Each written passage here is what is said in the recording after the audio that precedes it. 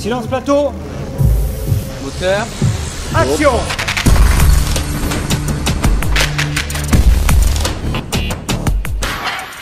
Certains prétendent déjà qu'il sera le nouveau Luc Besson en Occitanie. Pascal Jardel, jeune réalisateur de cinéma, sans avoir fait l'école de cette académie du 7e art. Avec seulement 13 ans d'expérience dans la production et la réalisation, tels des films comme La 7e colline, Couleurs délavées, Voix sans issue, La vallée des anges de Thierry Obadia, Love Way, Agape, Qui vit en vérité, The Smell of Storm, La révélation de Newton, Migrant. Certaines œuvres présentées au Festival de Cannes lui ouvrent enfin une place méritée dans ce monde de rêve et de passion qu'il a depuis toujours. Pascal Jardel, un grand nom du cinéma bien sûr et qui ira encore beaucoup plus haut parce que derrière nous il y a un film qui est en préparation. De quoi s'agit-il, Pascal ? Alors pour être plus précis, d'abord bonjour et merci pour votre présence. Il s'agit d'une série qui s'appelle Clandestine qui va être tournée dans un an, donc en 2025. Et c'est une série qui va se tourner en France et qui raconte l'histoire d'une jeune femme qui est historienne de l'art et qui, à travers ses croquis et ses dessins, elle va se rendre compte que à chaque fois qu'elle dessine quelqu'un, ça va révéler les pensées secrètes de cette personne. On peut dire aussi des fantasmes.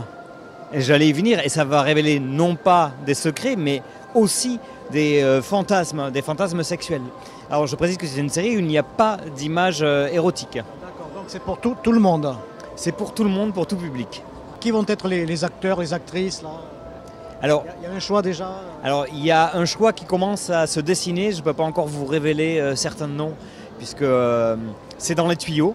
Voilà, mais il y aura certaines personnes qui seront connues au casting.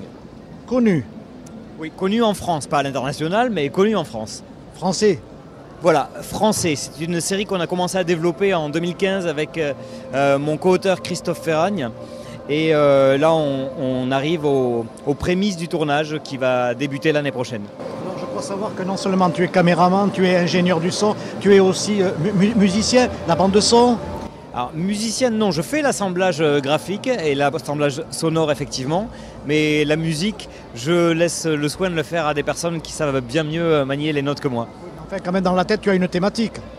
Oui, j'ai une thématique globale, une ligne directrice vers laquelle je souhaite amener cette histoire qui va être remplie d'imaginaire. Et je veux exprimer et illustrer cet imaginaire aussi bien par les images, la conception graphique, la direction de la photo, mais effectivement, comme vous l'avez souligné, par le son, par les bruitages qui sont importants pour mettre en avant quelque chose. Parce que dans le cinéma, si on n'a pas le son, on s'en fout des images, on ne perçoit pas.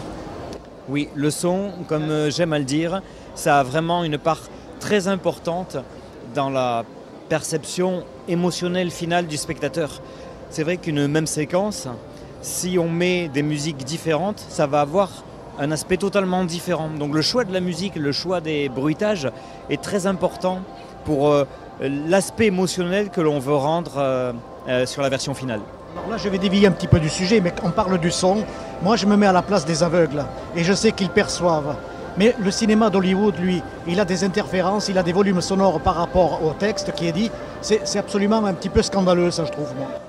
Alors nous d'ailleurs, en parlant des personnes qui pourraient avoir des déficiences visuelles, on a prévu de sortir la déclinaison de la série sur support audio, donc tout ce qui est podcast et vinyle, où les gens vont pouvoir découvrir les récits des fantasmes, récits qui ont été inspirés de par une cinquantaine de personnes, de femmes que nous avons rencontrées de tous âges depuis 2015, et nous nous sommes inspirés de leurs récits pour construire les histoires. Effectivement, ces récits seront aussi audibles sans les images pour en faire profiter tout le monde. Tu parles de ce projet depuis 2015 et je sais que tes projets, des fois, ils prennent énormément de temps, notamment pour un fameux film que l'on attend impatiemment, insondable. Et ça reste insondable, en fait, cette histoire-là. Secret d'État, hein.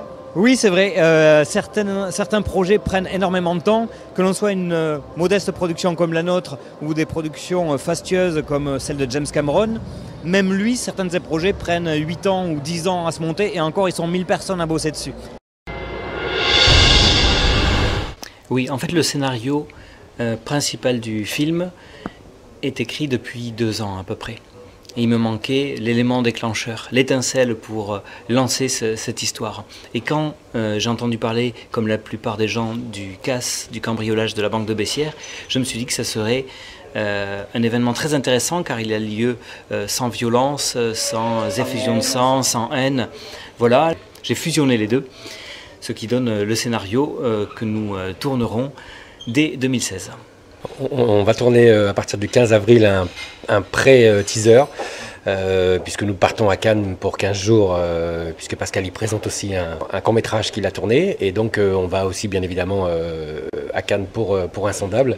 Donc on va présenter ce pré-teaser voilà, à Cannes. Je vais dire bonne chance, on ne le dit pas, mais enfin je vous le souhaite de tout cœur. Et puis peut-être aurons-nous l'occasion d'être invités peut-être sur un des plateaux de tournage. Mais avec plaisir, vous êtes tous les bienvenus.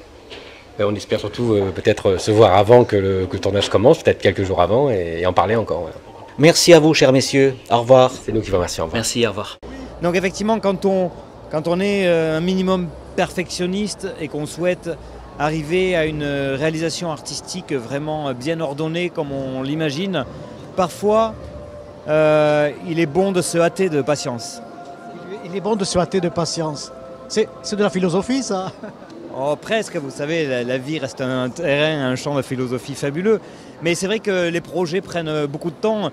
On a souvent tendance à oublier que quand on est assis dans une salle de cinéma ou devant sa télé, ce qu'on regarde, ça a très souvent été pensé et imaginé des années et des années en amont. Et parfois même, des fois, on regarde une série qui vient de sortir, mais le tournage est achevé depuis déjà 1 an ou 1 an et demi. Pascal, merci et puis bon vent et puis à bientôt. Merci, à bientôt. Au revoir. Parfait, coupé.